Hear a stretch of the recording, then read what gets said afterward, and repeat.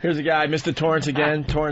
Torrance, I'm 32, and when I was a kid, we used to slip the porn magazine into a newspaper and then buy the paper, then take it to the woods and hide it in the rocks in some plastic bags. What a brilliant idea. God, it's become so easy for the kids to jack off these days. What a brilliant idea. The fucking porn in the news.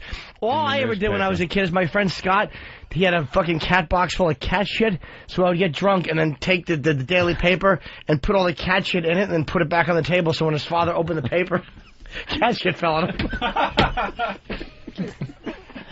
What a great gag. What a scumbag you were. Yeah, his dad back home after a hard day of work and open it, and 6 or 7 little cat turds would fucking walk all over him. What a douchebag. I would get drunk. We'd always get drunk in his house, and I would just urinate all over his faucets. I was like big. I remember being drunk in his bathroom. I'm being drunk in his bathroom, and I'm pissing all over the mirror and his fucking faucet handles and all over the floor. Why? I don't know. It just made me laugh to do so. Why would you do that? Oh, is that funny? We might have lost your mic, pissing in a sink, man. Yeah. We lost your mic when you were moving around. Yeah, it's I don't know what you did. It's probably the connection. There you go. Just smack it a couple times. Why would it work? Perfect. Is that good? No, it's making a hissing really noise. Good. No, that one's good now. No, that one stinks. It's broken. It's busted. Well, there's a whole thing up here. Yeah, why is How's that, fam? Is that on? Am I on the radio? Yes, you're on the radio. Oh, I like this one better. Makes me feel like an old-time broadcaster. You were a real fucked up drunk. I was a naughty boy. Wow, to just go start pissing on people's fucking faucets. But I mean really pissing on it. Not just a quick throw. No. Did you use the toilet at all during that session? I wouldn't have noticed it if there was there could have been a fucking flowers coming out of it for all I knew. Wow. No, why even open the fucking lid? Certainly not. God, that is funny. That is really funny. And then me and Tom Naylor would fucking get dog shit, like big wet pieces of dog shit, and put them in Glad baggies, and then throw them down the library book return slot. Some poor old lady just yeah. Oh yeah. And we threw shit without baggies too, but I mean we had to carry it for a while. Just volunteering her stupid time. She has to deal with your shenanigans. People's books sliding down into the shit. She's just trying to shush people. Yeah, that's all. And their shitty books. Oh, we were awful at shit. Oh. All right. Wow, that is really funny. Cat shit in the newspaper rules, though. I suggest it to anyone. Because this cat shit stinks so bad, and you know there's going to be a couple of pellets of fucking litter in it. And then he just picks it up and it falls in his Do you know how surreal that is when you come home after a long day's work and you want to just read the paper, and the next thing you know there's animal shit in your lap?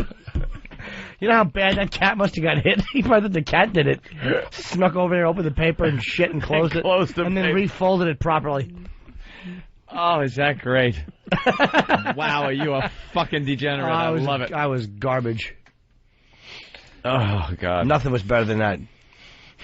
No. No. Shit in people's mailboxes. Who would do that? You were big on the shit thing. That's funniest thing I've ever seen in my life, and I mean ever. When I was 6 or 7, and my friend Mark Rosenberg, we were sitting there in the fucking grass. I love how he uses the real names. It just makes the stories that much better. Mark leaned back and he put his hand. You've never seen a more fucking butterscotch pile of fucking wet dog shit. It was as fresh. The fucking, I'm surprised the dog wasn't actually walking away when he did it. He put his hand, he leaned back for a casual chat in the grass and stuck his hand in this pile of shit. And it's the funniest thing. I've never seen anything funnier. That was 32 years ago. And nothing has come close. Were you just doubled over crying laughing? It was incomprehensibly funny. Like, as a child, I didn't realize that anything could make you feel that kind of emotion. And that's all it took. And women think they understand what funny is. That's what funny is. Hey, damn, that is good. Andrea Pizer. Oh, I guess she never called. Do we have an update? Are we trying to get Andrea Pizer on the... Dan? Steve? Can't get her on the phone from the New York Post? Oh. Hey, story of the day. It's time for story of the day. It remind me to tell you the stories of when we would drive by with cups and throw urine on people in New Brunswick. That was our favorite activity. We would drive around, me and my friend Luch. He was like 35 and he hung out with the teenagers. Oh, creepy guy. Yeah, he drove a fucking Volkswagen Bug, and we would drink and I would piss into cups, and we would just drive through New Brunswick and throw it on people. And I would leave the little. Oh, we got some good ones, and I fucking had a plastic cup with a plastic lid on it, and I'll never forget there was a couple walking. And I fucking threw it, and the arc was beautiful, and the guy put his arm up to block it. And it hit his arm, and exploded. Piss went all over him and his girl. Oh, would I be so fucking Oh, he livid. had to be steamed. We would drive around with eggs and egg people all the time. I got a guy in New Brunswick. He probably remembers that. Yeah, That guy probably fucking remembers being hit, putting his arm up, And having- just slow motion, having his cup hit him. And he's probably, if he's listening, he's probably told himself for the last 25 years it was beer. No. No, it wasn't. I told you, I told you guys that my friend fucking Wow. Stanley and Mike. Stanley was the bodybuilder. We were 13 playing asteroids, and Mike was 13. And so Stanley wasn't gay. He was just a fucking not a smart guy. He was a martial artist. Me, him, and Mike would just drive around in his rickety old truck, and they would show up with margarine dishes full of motor oil. And we would just go to people's open car windows and like throw the fucking motor oil all over the inside of my their car on their console. Oh, you fucking scumbag. And I remember one time Stan ate some Chinese food and Mike had the hot mustard, and we saw some pretty girl, and Mike went, "Hey whore, have some mustard," and he threw it at her, and she waved, and then she waved the mustard at her.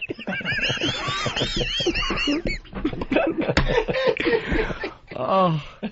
Hey, whore. Hey whore. He was a sociopath. Because I remember we Oh, shit. We all were. No, we were driving. It was like 100 degrees out. We saw this guy hitchhiking backwards with no shirt. And fucking Mike goes, "Hey, Stanley, let's drain the engine oil and drive back and throw some hot oil on him." He wanted to drain oil out of the hot engine and throw it on a guy's bare chest while he was hitchhiking. And he meant it. Let's go throw hot oil on him, Stanley. 1353? Dude, what's the hot oil? We found one time the Holy Grail. We were in a parking lot, and we found a half a dish of melted chocolate ice cream, and there was an open car window with one of those fur seat backs. Oh, we smushed it all over the seat back. We drove by 5 minutes later, and there was an elderly couple. They had to be in their 70s, and they were outside the car, and she's wiping chocolate off the guy's back. Oh, he must have been so hot under the collar. He sat down and got fucking chocolate all over his old back. Oh, it was perfect. Oh, that was a good one.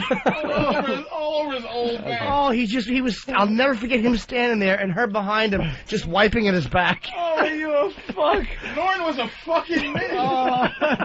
Oh, hey, Stanley, let's go back and throw hot oil on him. Let's get a Paul in Nashville. Paul. Oh, fucking menace. He's a menace. Paul. Fucking laugh my fingers. Paul.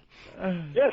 Go. Let's go. One of the best places to take a crap to piss someone off is to get up on the green at a golf course. Sit there and fill the hole full of shit, because you know that first golfer taps in, reaches in, grabs his ball, and gets a handful of shit. That's a good That's one. also the answer. Yeah. Damn good one. That's a damn good one, is right. Hey, Stan. Oh, that guy I'll never forget the guy on the shoulder, backwards hitchhiking with no shirt. You know what is also a good one with the old person and his wife wiping his back off? How long did it take for him to sit there till he realized his back was in something? It couldn't have been long because it was fur and we coated it with melted chocolate ice cream. You understand? It was the holy grail of fun. It was hot. It was summer. Wide open window. His mistake. I wish there wasn't a statute of limitations. Fucking arrest this idiot. Oh, fuck. That was a What good a one. creep. Yeah, that wasn't even the... shit. Yeah. He was going to say But that you wasn't got a even the few. beginning. No, we wrote... Then we killed them. Well, Both of them. They had the pickup truck one time, and they had a couch, a giant old sofa on it. So we set the sofa on fire and pushed it off the truck onto the highway. We were hoping a car would hit it. There's people in jail right now for 6 of the things he's talking about. Did you ever think of consequences? No, we were 13, man. No. Yeah, but I mean, Stanley should have. He was 25. holy shit. Stanley, I don't know what Stanley was doing. I know, we had an old Volkswagen Bug in the back of a pickup truck once, and took it down the road about 60, 70 miles an hour, and held onto the back of the bed, and kicked this thing out. And just watched it, like, chasing the car as it was rolling. And it was so good. And we were going to do that and then just leave. But nothing happened. Like, there weren't any cops. There wasn't an explosion. People didn't come out or anyway. So we backed up, lifted it back into the truck so we could do it again. It was so amazing looking to watch this thing just roll. I remember one time, me and my friend Marvin, he was a Puerto Rican Jew, Marvin Schnoll, he was a good friend of mine. We were hitchhiking, trick-or-treating, and one guy, we knocked on his door, and he didn't have any. I don't have no candy. No. Poor fuck.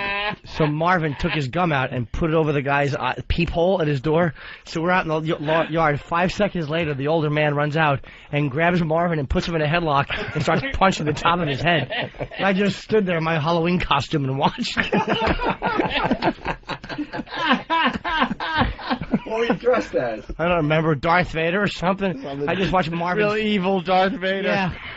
Just watching your friend get pummeled. Yeah, well, I held a fucking bag full of pennies and Milky Ways. Oh, is that fucking funny? No, I remember we was talking about, what was the thing you were talking about with the embarrassing stories? Remember that shit? What's the thing in school? You ever remember something that's so embarrassing to this day when you think about it, you go, ooh. We were talking about I guess the douche chill would be the way we describe it now. We had a talk one night about those moments. They're not embarrassing like, yeah, I farted and this chick smelled it. Not exposure type embarrassing. Things where, like, wow, who I am is just garbage. Yeah. Like, humiliating little moments. Ugh. And for me, one of them. It's not even that. It's awful. Do you understand? Like, and you just think back and go, oh. Yeah. I was in class. And there was a whole class full of people. It was dead silent. And this guy walked by the outside of the classroom door, and I was, I think, a sophomore or freshman high school. And there's seniors in the class, it was a math class. And the guy walked by the outside door, and he was singing. And the song he was singing had the beat of da da da da. It might have been a Christmas song, but the guy was singing bop bop bop bop. And I wanted to say, "Shut the fuck up," which would have probably gotten a big laugh. Yeah. But I bailed out and I went, "Shut up." Silence. The class was silent. Oh, you bombed. It was horrible how unfunny it was. It was crawl out of your skin embarrassing. It was completely humiliating. Yeah. He had a much better one. His was really awful. Shut up. Shut up. They're Shut gonna get a trick. The fuck up. Would have worked. I would have killed in a class to hear. I would have gotten booted. Yeah, but that would have got a 9. You'd have gained like that legendary status too. Another bad time for me was, and he couldn't believe that I bombed here, but I bombed in a movie theater during Revenge of the Nerds. Horribly. Some guy was yelling stuff and getting big laughs, and I chimed in and yelled out a couple things, and neither one of them got a 1 even. And my friend, the last one, I forget what one of them was, but I remember one of them, there was a massage going on, and I yelled, "That's cum he's rubbing into your back." Oh my God. Oh, that was awful. Oh, the worst part was I yelled that out, and it got such a 0, and my friend Bill was sitting next to me, and he went, "Shut up, Jim." I embarrassed my 13, 14-year-old friends.